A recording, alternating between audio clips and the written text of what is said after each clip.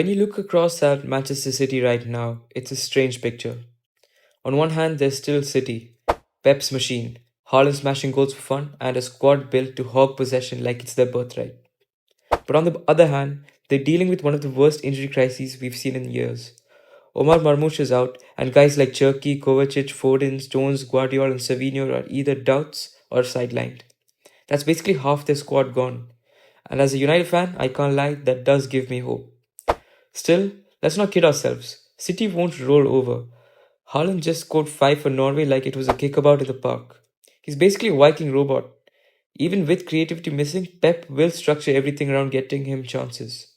Rodri will anchor, Bernardo Silva will buzz around, and out wide it could be Doku or even Oscar Bob. They might even start James Trafford in goal since Donnarumma has just arrived. So even weakened, they'll still keep the ball and suffocate you. It's what they do. But here's where United can get joy. Their defense. No Stones, no Guardiola, which means Pep is relying on Ruben Diaz plus rotated fullbacks or academy kids.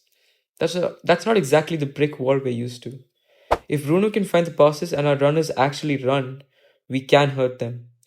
And with Kovacic and Foden missing, Rodri has to carry midfield control on his own.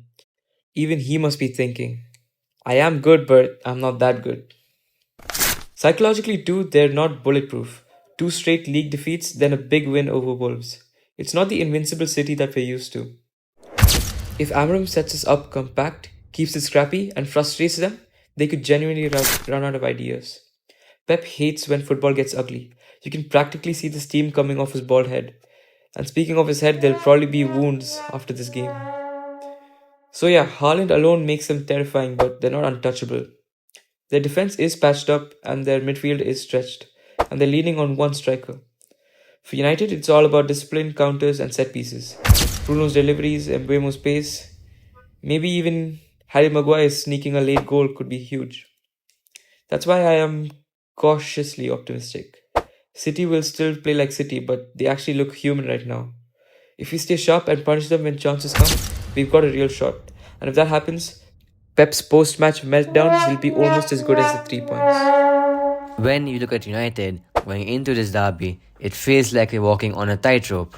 On one side, we got the momentum from the dramatic 3-2 win over Burnley before the international break. Bruno Fernandes smashing home a stoppage time penalty to finally give us our first league win of the season. That kind of moment can really lift the squad, especially under a new manager like Ruben Amorim, who's still trying to instill his ideas. But on the other side, there are still cracks in performances, still question marks over injuries, and this is not the ideal time to facing City at the Etihad. Still, derbies have a way of throwing the form book out the window, and that's what keeps me hopeful as a United fan. The big talking point, of course, is injuries. Lisandro Martinez is a long-term absentee after that brutal ACL injury, and his absence leaves a huge gap in our defensive leadership. Then we got Diego Dalot, who had to withdraw from Portugal duty with a muscle issue. On top of that, Matheus Cunha picked up a hamstring knock against Burnley, and Mason Mount is also a doubt after missing time with a knock of his own. Those two in particular shape how Amorim sets us up going forward. Cunha gives us a physical focal point up top, while Mount adds energy and pressing in midfield. On the bright side, Casemiro has flown back early from Brazil duty and should be available, which is huge because his experience is exactly what you need in a game like this. So what does that mean for the lineup? Amorim has leaned towards a 3-4-2-1 setup, and I think he'll stick with it here. Binder in goal makes sense. Although he hasn't been amazing, there aren't any other options and Lomans has just joined, so throwing him fit into the deep end might end badly. In the back three, expect Delict and Euro to start alongside Luke Shaw, who can also step wider into a wing-back role if needed. On the left, Dorgu will handle the flank, and on the right, Amand Diallo starts. Midfield almost picks itself.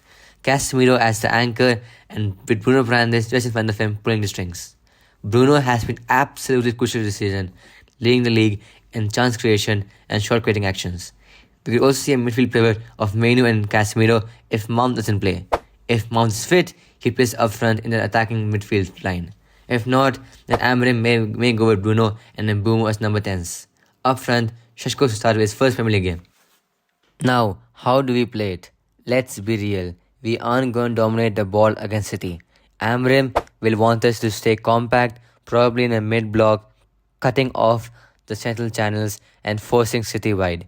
Casemiro's job will be massive here, breaking up play, intercepting the ball, and making sure Haaland doesn't get any easy service.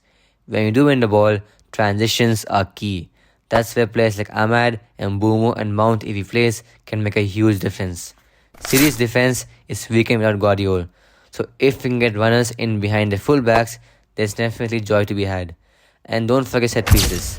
Bruno's and Mbeumo's deliveries are top class, and with Delict, Sesko, and Casemiro in the box, that could be a big weapon. From a United fan standpoint, this game isn't about outplaying City. It's about frustrating them, grinding them down, and taking the chances as they come. We need Fernandes to lead, Casemiro to hold the line, and hopefully one or two of the younger lads to step up in the big moments. If we can do that, I genuinely believe we can get something out of this game. For my prediction, I'll say 2-1. Haaland will almost certainly score. He's just too good right now. But I fancy Bruno or Mbeumo to nick one for us, and maybe Sesko will net his first goal for United. And honestly, a win at the Etihad, given everything we've gone through, would be a huge psychological boost for Amorim's project.